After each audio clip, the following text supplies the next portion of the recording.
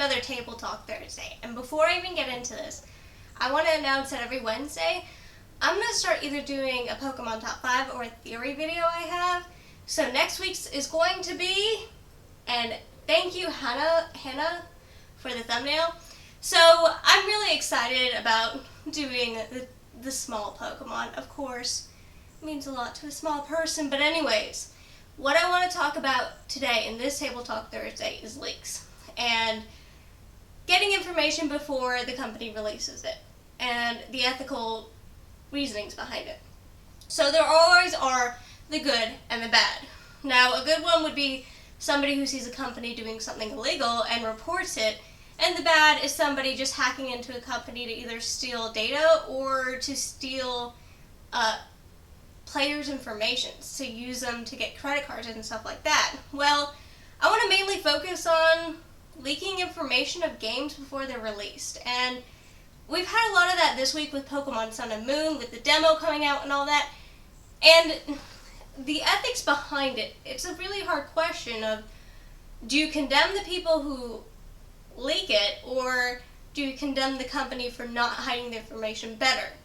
And I've heard this argument a lot that it's the company's fault, but at the same time, the company's releasing something trusting the people who are downloading it aren't going to data mine it. And is there a repercussion? The company can actually go after these people.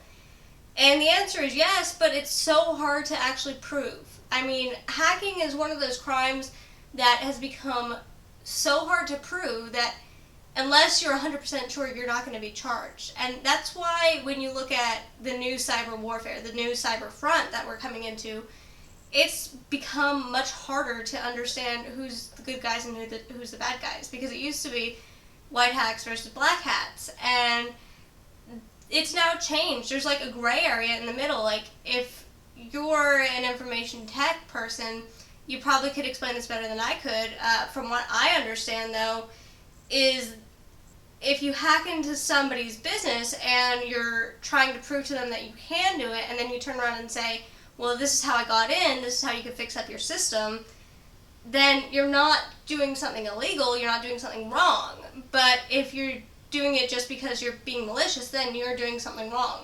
So it's kind of an interesting topic because you have that big catch-22 in the middle of it. You're like, well, should I do this? Because if I'm able to help people, that's a good thing, right? But at the same time, you're doing this because you can do it.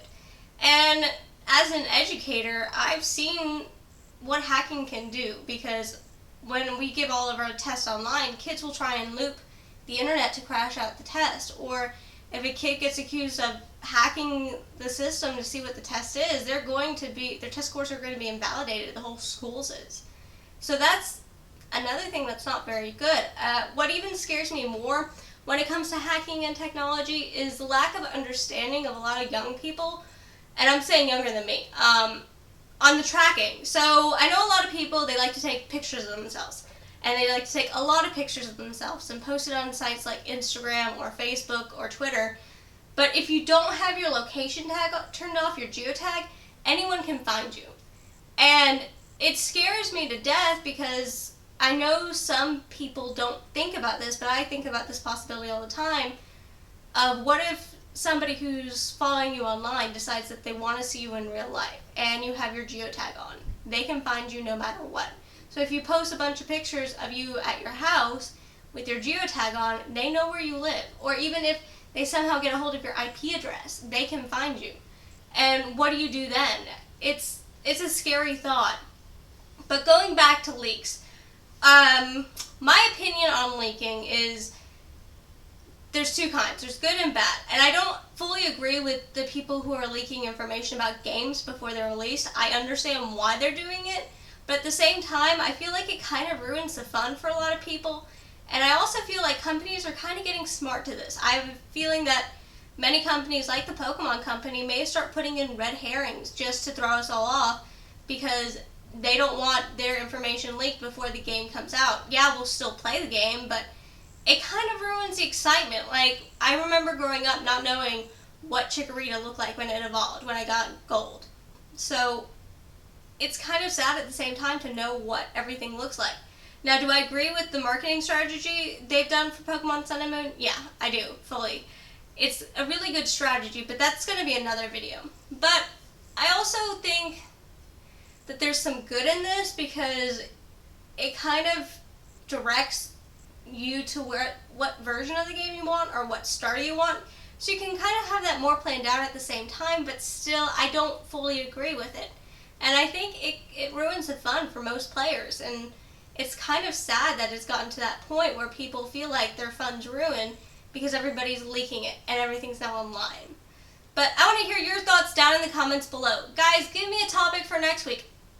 Next week is going to be the week before Halloween, so I may end up doing a table talk on something spooky, like sinisterly spooky. So, bye guys.